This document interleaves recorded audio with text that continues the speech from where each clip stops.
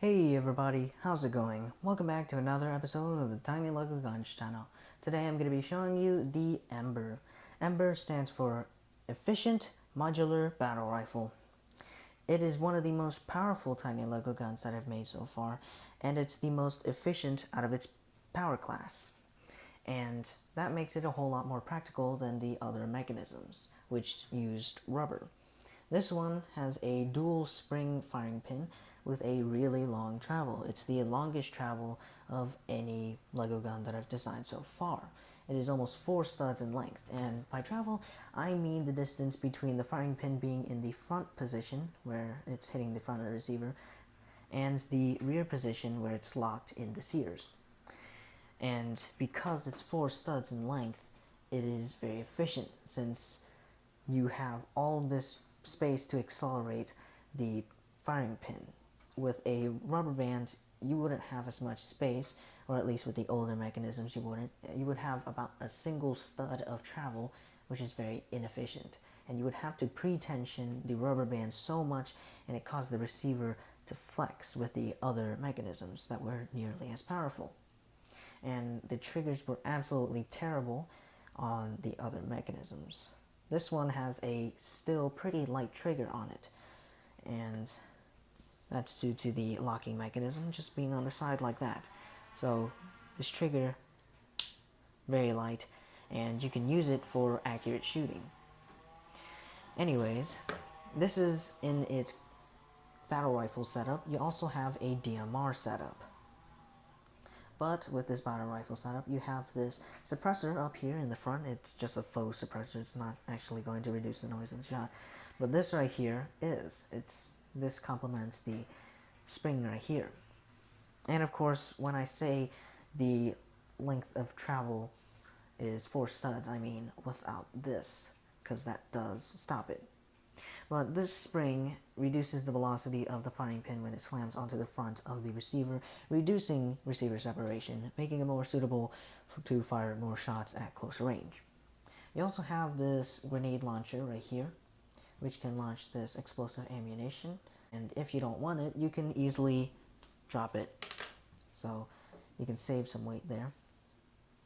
You also have this fake scope right here. It just acts as a peep sight. And up here is your front iron sight, which is just this micarta bead sight. And if I can get it to focus, there we go. You can see the sights right there. Pretty simple and terrible field of view. But anyways, on this side of the gun, you can see the slightly slanted trigger paddle right there. And this just makes it more comfortable to squeeze the trigger since it's angled, and you can push it down and to the side. Back here you have an extendable stock. It's currently in its collapsed configuration, so you can extend this out like that. It's not the fastest of any stock extension, but it is very solid. So now you have a better length of pull, so it's easier to cock the gun, and it gets your eye further away from the rear sight so that it's less blurry. Now you also have the DMR setup, but we'll go ahead and test this gun out in its current configuration, with the grenade launcher, of course.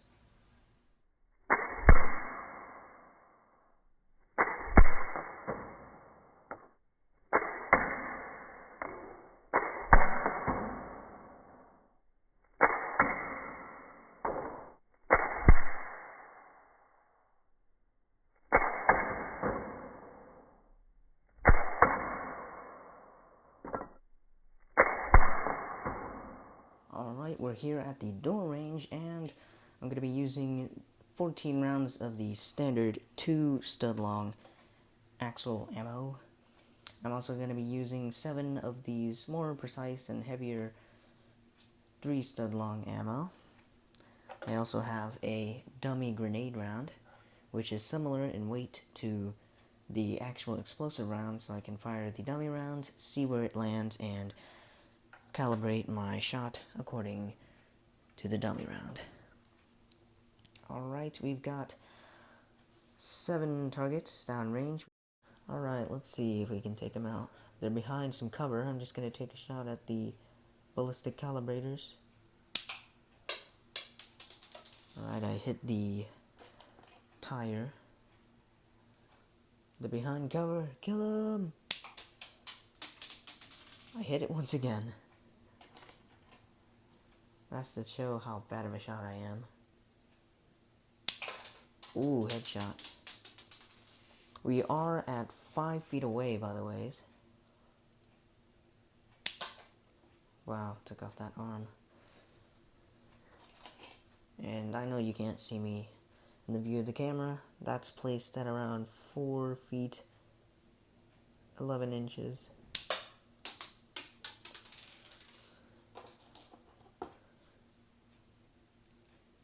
And I am making a reclassification of my ranges. So now I consider within 3 feet will be close range, 3 to 6 feet will be medium range, and beyond 6 feet is long range. Alright, we're running a bit low, so I'm gonna go ahead and see if I can take out the other targets. Oh yeah. And this thing loads pretty quick, so that's very useful. Oh, that cover though. If that tire wasn't in the way, this would have knocked him down. Probably. Alright, this is dropping a little bit more than I'm used to because I am a bit more acquainted to firing this thing without the dampener spring. Oh yeah. Wow, that's like no receiver separation. Nothing. Hold on, I'll refocus it. You can see there's like barely any receiver separation. So that dampener spring is really working. Alright, let's get back to shooting. We got 2 more rounds of the standard 2-stud long ammo. Let's see if we can finish off the other targets. Nope. We got 1 round left. Oh, barely nicked him. Well, I'm just gonna fire at the 2 ballistic calibrator targets. Whoops, I was just about to shoot it out of the main gun. I'm gonna load up the grenade launcher. And we'll fire.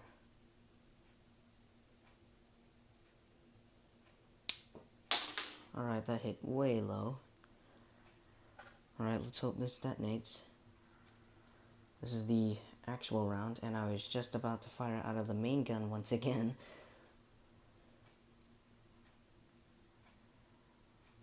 This round really drops. Alright, here we go. Real grenade round. Oh wow, no detonation.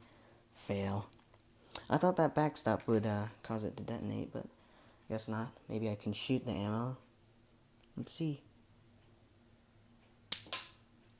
Okay, that hit severely low.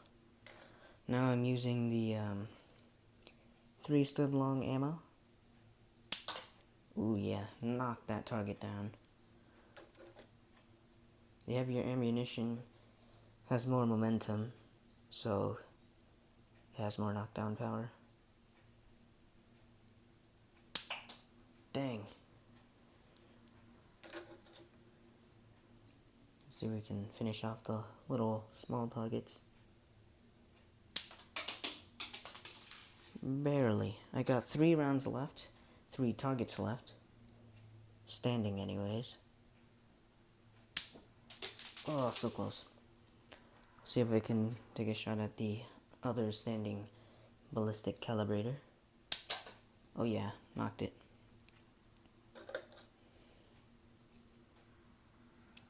And we'll take out that one. Ah, barely. You know what? A round just ricocheted off the wall and bounced back, so I'm just gonna try to use this one. Dang. Well, that is the battle rifle. Let's move on to the DMR.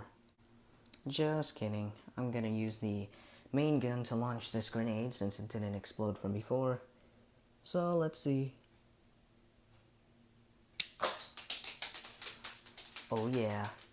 Didn't do anything, but that was awesome. Now that you've seen the gun and its battle rifle configuration perform, now we're going to convert it over to the DMR configuration. First off, we're going to go ahead and remove this faux suppressor. We're also going to remove the grenade launcher. Now, we're going to remove the extended magazine, replace it with a slightly shorter one. That way we'll get less in the way of our fingers. We're also going to replace the stock with a different one.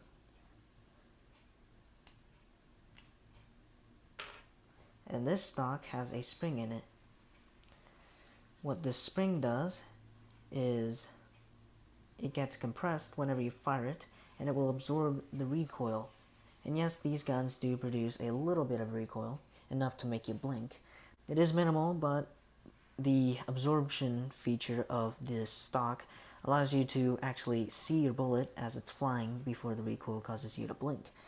So that's the advantage of this stock, and this is one of the coolest disassembly features of this gun, which actually was unintentional. You just get an axle that is at least or longer than 2 studs long, push it into the barrel, then this bushing will pop out. You can just pull on the little shoulders of the bushing, hold the firing pin, hold the guide rod, release the firing pin, and now this should lock back into place. And now this is detached, so you can go ahead, remove the spring, and now this will have the full length travel. So this will be extremely efficient, really powerful with really high velocities, lots of wheelies.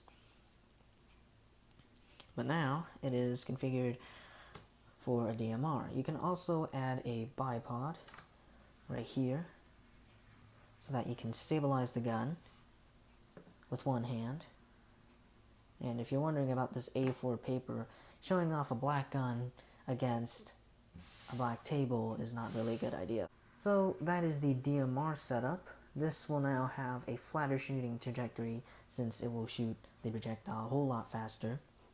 So let's go ahead and see what this thing can do at an even longer range. Alright, we are set up at the bed range. This is a bit of a different range, but it allows me to get a very far distance away from the target while still maintaining a pretty good camera angle. This is actually set up at 10 feet away, so definitely far into the long range type of range.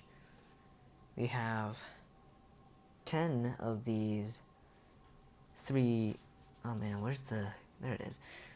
We have 10 of these 3-stud long projectiles since I removed one from the magazine. Actually 2 from the magazine, and I found another one. So let's see how this gun shoots.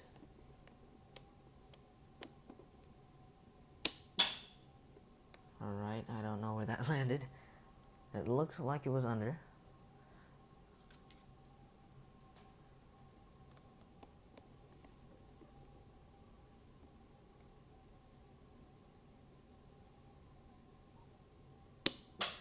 Oh yeah, that's close.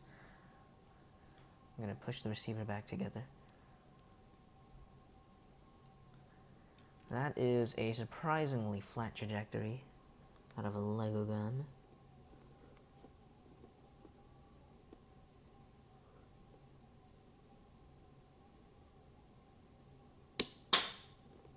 Alright, I'm shooting a bit to the right.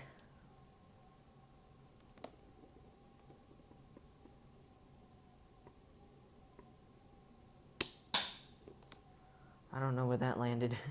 I imagine it was pretty close.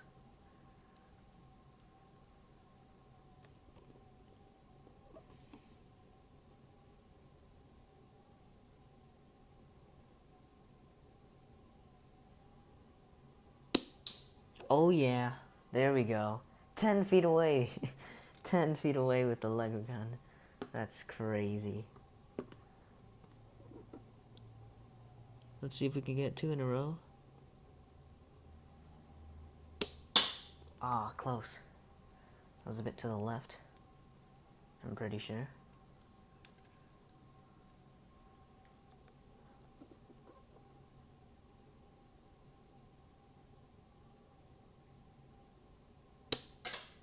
I don't know what that was all about.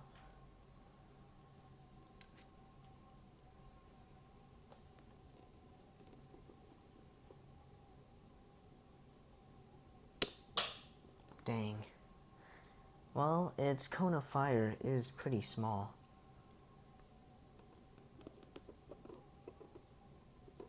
These rounds are completely unstabilized.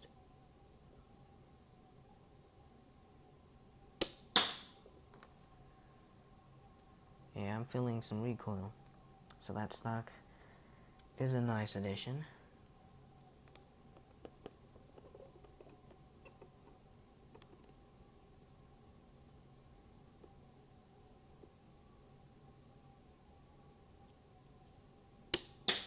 Alright, that was my last round out of the standard, not the standard, the more precise ammo. So now I'm just gonna go back to the standard ammo, see where I land.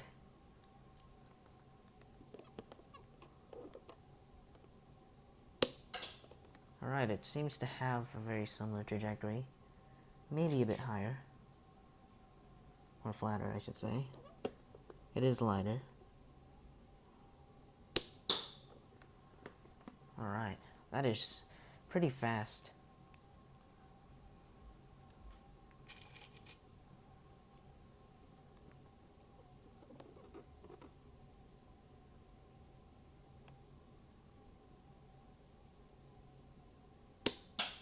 Ooh, that was pretty close.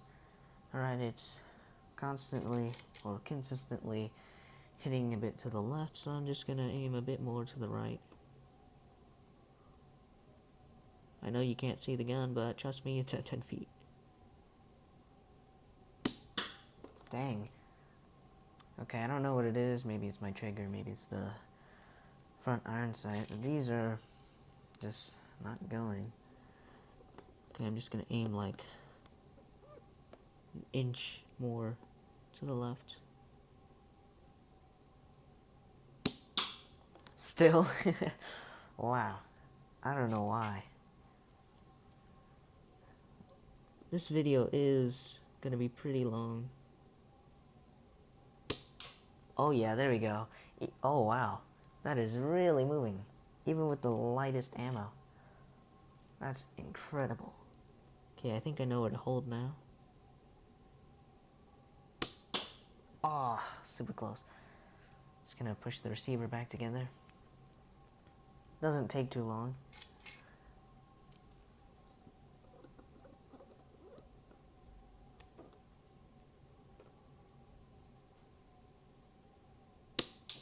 Oh yeah, another hit.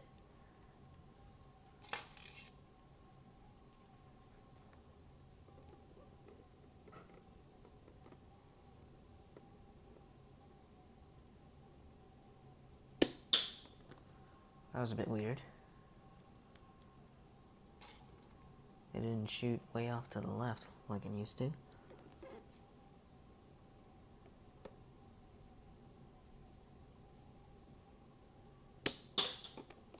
That hit over.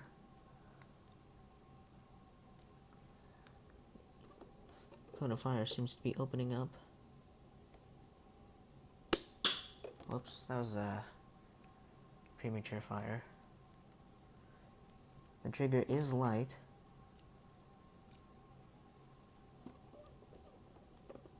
If you hear this weird squeaky noise, it's the table sliding on the surface that I'm using, which is a plastic box.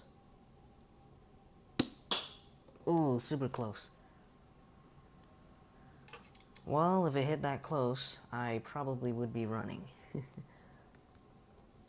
If I was downrange, that is.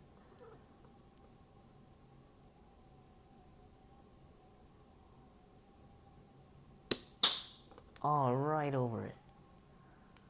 Last round, let's see. This is quite a prolonged video.